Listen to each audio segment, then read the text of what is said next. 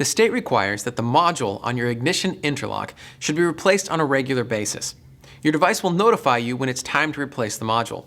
We'll also send you an email or text reminder. Then we'll ship a new module to the address we have on record for you.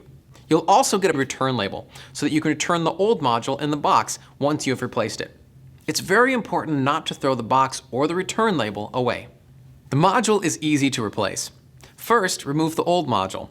You'll see a short screw located on the back of the device. Using a small tool, turn it gently to the unlocked position. You can remove the module by lifting up on the tab. It's also very important not to throw the old module away, since you'll be sending it back to Smart Start. Insert the new module into the device and snap it into place. Then turn the screw back to the locked position. It's that easy. Now place the old module into the box. Attach the enclosed return label, seal the box with the tape provided, and send it back to Smart Start. It's very important to install the new module and return the old one immediately after receiving it.